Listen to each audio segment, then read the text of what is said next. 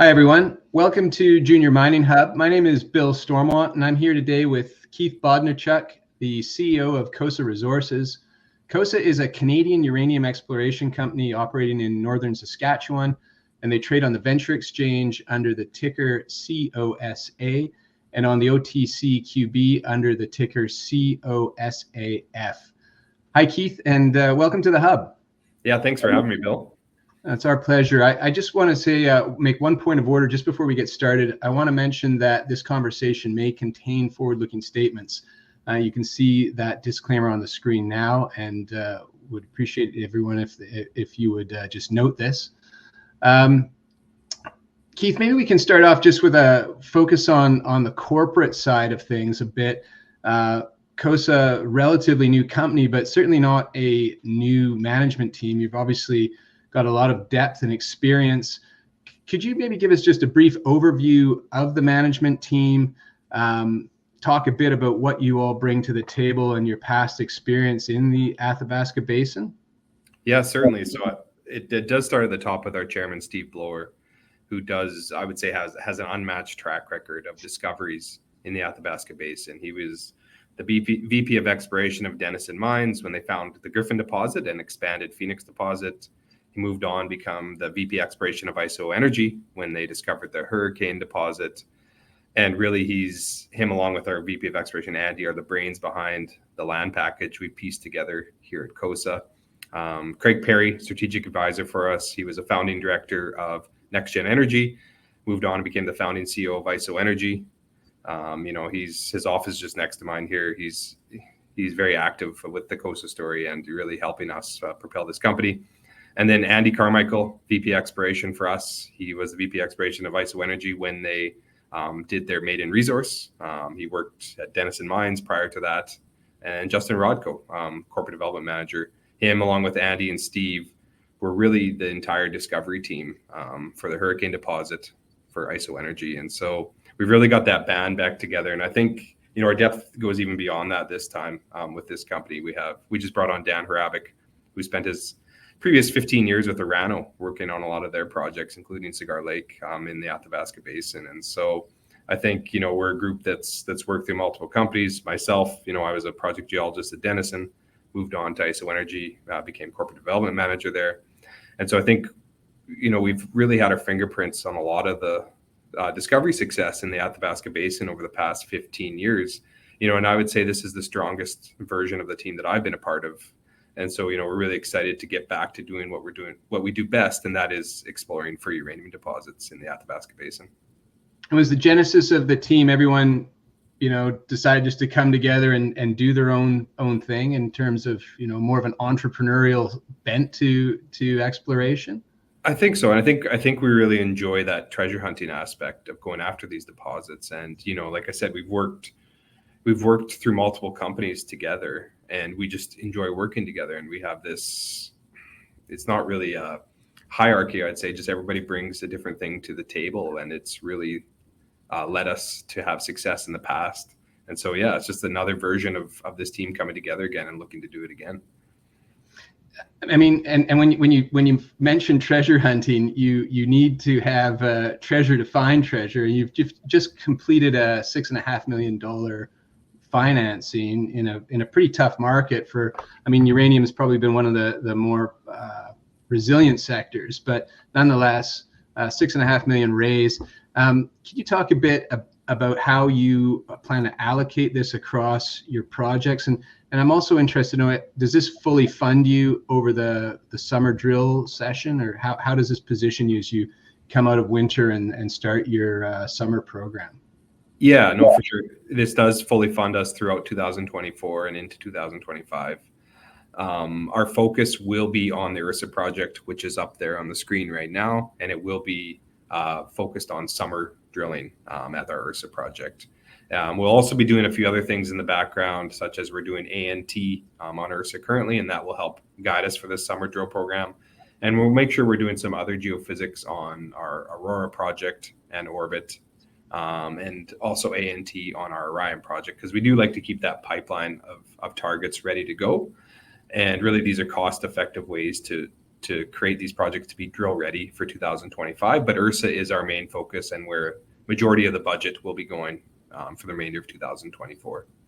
And when you talk about a pipeline, are you always like bringing in or assessing new opportunities in the area there? Is that how you sort of approach things? I mean, I've heard you previously refer to this kind of drill it and kill it philosophy. Is that how could you maybe explain that a bit more? Yeah, definitely. I think, when we were at ISO Energy, that's obviously one of the quicker stories in the Athabasca Basin from origin to discovery. But it was our 7th project where we ultimately found Hurricane. You have to keep that pipeline of opportunities. You have to, we don't have a flagship project right now. Ursa is the top priority for us. But if it's not showing what we want to see, we'll move on to one of our other projects. And we're always looking to upgrade that pipeline of opportunities. I know if maybe project 1 through 4 right now are really strong, maybe we're looking to upgrade that 5 through 7 to maintain that pipeline, because you have to. You can't get married to the one project until you do have that success, because otherwise you will end up focusing probably on a wrong area and maybe missing out on something that you have that could be better. And it's not always obvious. And so we do like to maintain that pipeline. And if there's projects that we currently have that no longer become the focus for us, we'll move those on for some value creative opportunities, if it doesn't make sense for us to explore it. Okay. I mean, speaking of focus then, so Ursa was where you invested your winter drill program. Yeah. You focused on that, and now it's also your summer priority. Yeah. Maybe drill in a bit more about, what makes Ursa particularly compelling, why you think it's particularly compelling, and talk a bit about what were some of the most promising results from that winter drill program and how they inform your process going forward. So the thing that I think is interesting, you mentioned this ANT, the ambient noise tomography survey that you're doing. You finish the winter drilling, you have some results, you go in with ANT, and then you do the summer drill program. So with that sequence in mind, maybe you could talk through each of those steps and share how winter influences ANT and how ANT influences your summer drill program as a continuum. Yes, certainly. So what originally, I guess, drew us to the Ursa area is that it does contain the Cable Bay Shear Zone. Steve Blower, our chairman, likes to say that locally these deposits are very hard to find, but regionally there is a pattern to them. You have these long linear northeastern trends on the east side of the Athabasca Basin. I think if you could zoom out and show the uranium corridors, yeah, that'd be great. You have these long northeastern trends that exist on the east side of the Athabasca Basin, where you almost have these string of pearls where you can map down from McArthur River, past Griffin Phoenix, down to Key Lake. And so Steve said, in order to set ourselves up best for success, let's get as much ground as we can within these interpreted uranium corridors. And it's interestingly enough, the east side of the Athabasca Basin is where all the current mines are. It's where all the current mills are. But it is starting to be extensively explored because you've had decades and decades of exploration drilling on that. So we thought to ourselves, okay, where can we head into the basin where we can potentially have that next great district potential? Obviously NextGen and Fission are over on the west side of the basin having tremendous amount of success, Patterson Lake corridor. So we thought to ourselves, okay, where can we head? And, we ended up, it's time to head deeper into the basin, into that next great northeastern trend. And that is the Cable Bay Shear Zone, where our Ursa project is. It has all those same great ingredients. It's really an analog to the Great McArthur River trends in areas on the east side of the Athabasca Basin, but just hasn't seen much exploration in the past, right? It's one of those things that it was maybe somewhat overlooked. It was always well known, but it just hasn't seen extensive exploration. I think during the last uranium boom, it was held by Orano, and so it never had the junior spending money in this area. So I think it really sat untouched over the past 10, 15 years, and it hasn't seen that modern exploration. So we looked at that. We saw that, okay, now is an opportunity. We have a market here where we can head deeper into the basin. And so let's start applying, modern exploration techniques to this project. So, and we took a different approach too, because it has had 15 holes in the past. Interestingly enough, a few of those actually did hit some uranium mineralization, 0.2% over 0.2 meters, not huge grades for the Athabasca Basin, but it tells you that this is a fertile trend. They just weren't able to locate the ideal target area to search. And so what we did is we flew some airborne geophysics over top of the entire Ursa project. We flew mobile MT, and what mobile MT can do is it can map a conductive anomaly in the basement rock, which would be the graphitic units that are commonly associated with these uranium deposits. But it can also map conductivity in the overlying sandstone, which could potentially be created by an alteration halo. So we flew that mobile MT over top of this area. We have 60 kilometers of this trend. You can't really explore 60 kilometers, right? Not effectively. And so what this mobile MT did is it identified 10 key areas for us to follow up on, which added to about 20 to 25 kilometers of that trend. And so what we did in January of this year is we went in and did some ground geophysics over top to further refine target areas. And we ended up first drilling on the Kodiak target area. And so when you have a project like Ursa where there is a massive amount of space available, really it's that last great northeastern trend which hasn't seen a significant discovery. You don't have much information to go by. So it's important for us to go through this process where we started adding as much information as we can to help guide us on where to drill first. And interestingly enough is that this Kodiak target area where we drilled our 3 holes also had the strongest boulder anomaly on the project too. And so it's just an additional layer that could help guide us on following up in this area. So you have the geophysics target with the conductivity, but you also have a boulder anomaly. Basically the way it works is there were glaciers covering this area in the past. Glaciers would have came in from the northeastern part of Canada and scoured boulders and would have created this boulder anomaly, and in a down ice direction, right? And so what we can do is we're able to map where these boulders are and then project up where we think those boulders would be sourced from based on where the glaciers would have pushed them to. And that led us back to this Kodiak target area, which also had a fantastic geophysics anomaly. And so we entered this area as our first pass drilling, really our inaugural drill program as a company. And we drilled a 3-hole fence across this Kodiak target area. First 2 holes were interesting. Spacing is that just as we look at it? Yeah, those are a couple hundred meters apart, right? Like this is a massive project. Yeah. And so we drilled these holes. The first 2 were interesting. Not really the significant results we were looking for. Then the 3rd hole got into some alteration. And what I mean by alteration is that you're drilling through, up to 1,000 meters of sandstone into where your target area would be. And in that sandstone above, we started to hit what we deemed as interesting alteration. And so it was a result that really exceeded our expectations. It's created an easy follow-up target for us heading into the summer. But importantly, our takeaway from that is that we needed a bit more information to help guide us for further follow-up in the summer, and that's why we're deploying that ANT. And I think it's important to remember too, when you start looking for these deposits, they are quite elusive, as I mentioned. They are quite small in size.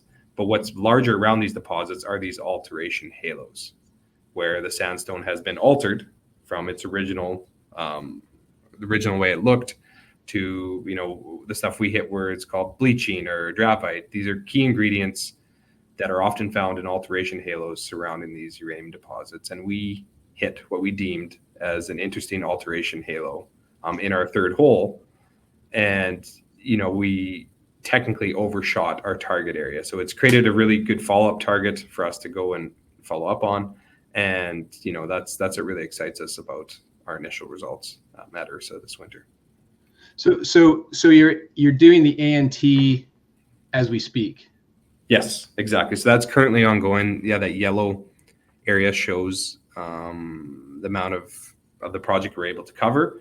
And so what's going to happen is that we do have that follow-up target ready below the 3rd hole, but then you have to figure out which direction you want to go, whether it's northeast or southwest of that target area.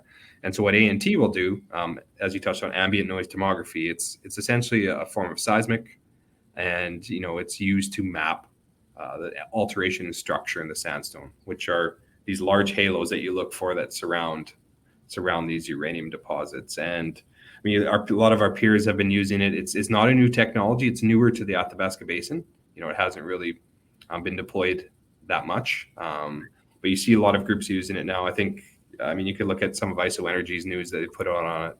They managed to put it over top of the Hurricane deposit itself, and it created an anomaly. And they've been using it quite a bit to target their Hawk project in other parts of Laroque East, and have been hitting, interesting alteration in structure. And so this can really help guide us, because when you're looking for these deposits, like I said, even if you locate yourself and you're drilling underneath the third hole, there's a chance you could be a couple hundred meters away from your optimal target, and it is more difficult to figure that out. And that's why you always look for additional layers of information to help guide you. And so that's why the A&T will help with that. It's very cost effective.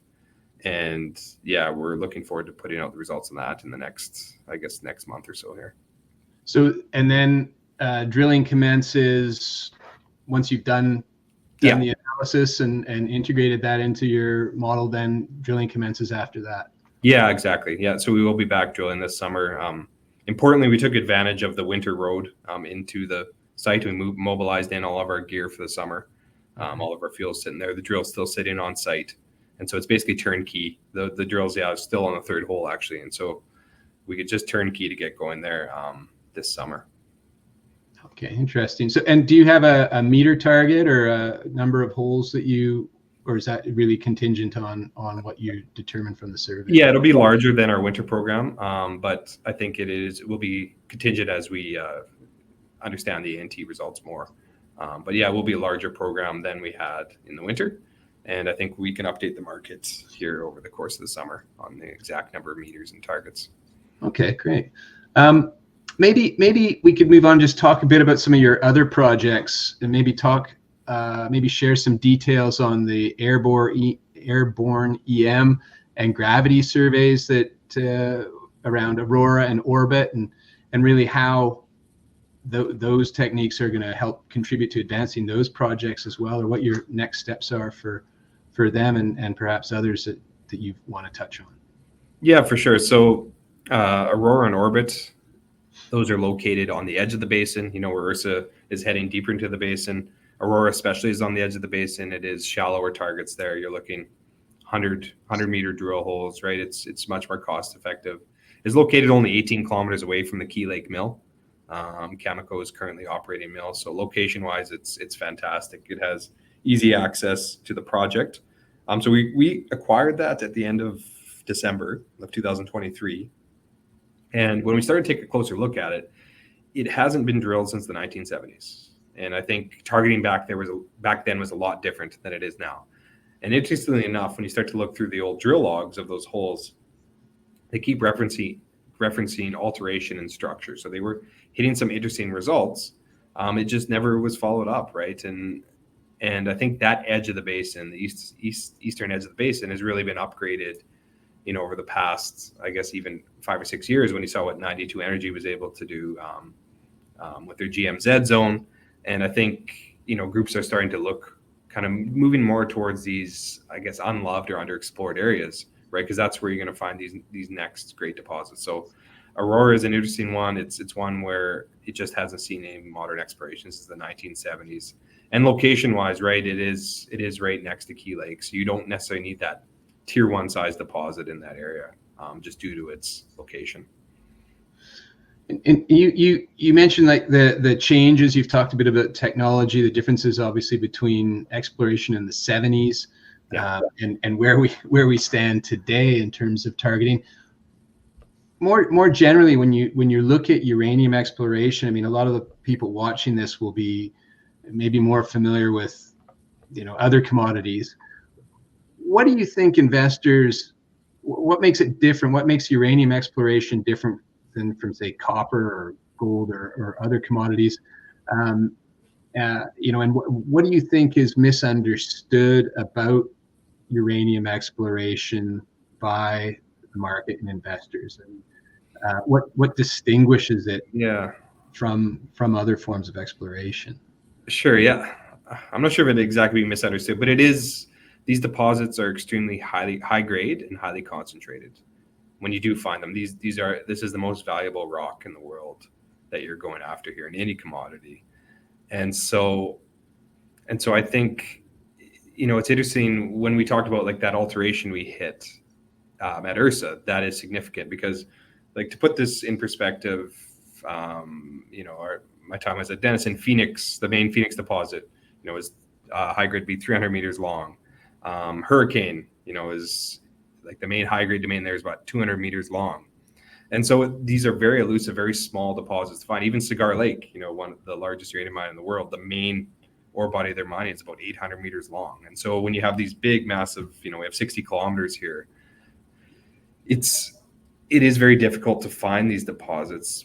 But what's interesting enough around them is they do have these big alteration halos, right, that stretch further than the uranium deposits itself. And so when we started talking about the interesting alteration that we got in our third hole, it could really help guide us on how to potentially hone in on to a potential deposit, right? And oftentimes when you enter into a new area, you will have three background holes. Like, I think that's why it exceeded our expectations to hit this alteration. So I think it's misunderstood a little bit by the market in that how valuable this rock is. And you look at companies that have a current resource, right, in the Athabasca Basin, we're talking minimum $500 million companies. Yeah. And so there's the big gap in between, right? The opportunity is that we are treasure hunting. We're going after these massive high grade deposits. They are elusive, but when you do find it, it's one of the most rewarding things in the sector. So you see, there's no incrementalism here. We're talking, it's when you hit. Yeah, for sure. And I think, especially vertically, these things are concentrated, so they don't really disperse too far away. That's why you have these massive grades of like 80% uranium. Yeah. And so, like I said, when we start discussing those ingredients that we hit with our third hole in that alteration, that those are significant and those aren't common. Like, those are not background things we hit there. And so that's why we're extremely excited. And that's why we do have, really good follow-up targets coming up here this summer. And so, yeah, it is difficult. And it would be difficult for, I guess, investors to understand, when they start reading the different press releases talking about different alteration people are hitting, or people are talking about structure and stuff like that. It would be difficult to differentiate about what might actually be, this significant alteration that might be a halo versus something that's a little bit more background. And so, and it's also difficult for geologists too, right? Like, I think like it is, that's why these things do remain elusive. And I think that's why we do have an advantage as a team, in that we have seen a lot of these deposits, and we've seen in and around a lot of these deposits when some of these subtleties will start to show itself as you hone in on these. So importantly, I think we have a good idea on when we're getting close to what could potentially be, a great target area, and importantly, when we're not, to get the heck out of there. And that's the drill and kill it mentality. Yeah. Well, so I mean, you're kind of going where I was going to take us, maybe with a last question, but I thought, bringing all this together, the team, the targets, the approach, what's your sort of 2-minute elevator investor pitch when you bring it all together and put a bow on it? What do you say in terms of, why invest in Kosa? Why put that at the top of your stack when you're looking at the junior resource sector and uranium in particular? Yeah, for sure. I mean, you touched on it, team. I mean, team-wise, we have done it multiple times before. There hasn't been that many discoveries over the past 20 years, and we've really had our fingerprints on a good amount of them, especially in the junior sector industry. Targets, we do have great targets we want to follow up. We're fully funded for the remainder of 2024, which sets us in good shape that way. Timing-wise, we managed to piece together majority of our assets ahead of this uranium boom. We were piecing this stuff together in 2022, 2023. That was fortunate on our side. We didn't really predict how quick the run-up would be and how competitive acquiring land would become in the Athabasca Basin, but we're in fantastic shape that way. We are a new story, and so we do have a tightly held cap structure, right? We're sitting at that just under 57 million shares outstanding. And especially the junior explorers in uranium, have not seen that bump up in valuations yet. It feels like we're at the first inning of what's going to be a long-term uranium boom, and you haven't seen the capital come down to that level yet. And so when you mix that in with our tight cap structure, when the investors finally do come down that level, you're going to see us really torque, even just based on market sentiment alone. Then when you layer in, the chance of us having technical success, I think it creates kind of that perfect storm, which we did have when we were at ISO Energy, right? We went from 30 cents to $6.50 in 18 months. That was pre-resource. Yeah. That just goes to show what can happen when you have all those key ingredients, and including a tight cap structure. And so, we've tried to recreate that scenario, and we think we have assets where we have potential to replicate that. In that cap structure, management is percentage holding wise? Yeah, we're sitting around 23%. We've participated in every finance. You continue to buy on market. We all believe in what we're trying to do here, and we like to have a lot of skin in the game. And then also, I guess we do have about 31% would be institutions like long uranium funds that have been backers of us, through previous companies. And so we do have a very tight float in that regard about what would be available on the market. Yeah, I know I said I was wrapping this up, but I do have one more question. Sure. Since we're talking to investors, I saw you gave a shout out to CQS in your closing press release on the $6.5 million financing, and I was curious. They're a significant player, but also an overseas fund. They're UK based. Yeah. How significant, or what was their thinking when they came in? Because I think they're an interesting name to have in there.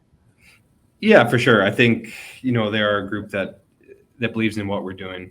They understand the risk with exploration, but they also understand that we've had a lot of success in the past, and they would be involved in other companies that we've been involved with in the past.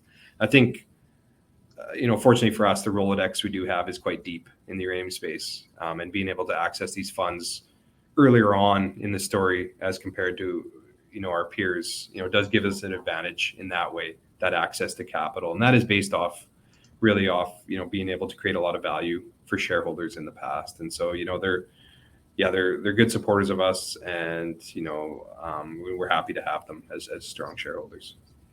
Great, thank you. Well, just in conclusion, maybe you could just let us know where we can get a hold of you, reach out to you, and your contact details, if not personally for Kosa itself.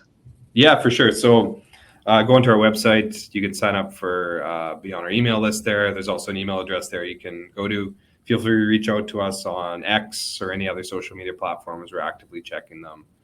Yeah, and just I encourage you to follow the story here, and feel free to reach out whatever means possible. Fantastic. Thank you very much for your time, Keith. It's been great. Thanks, Bill.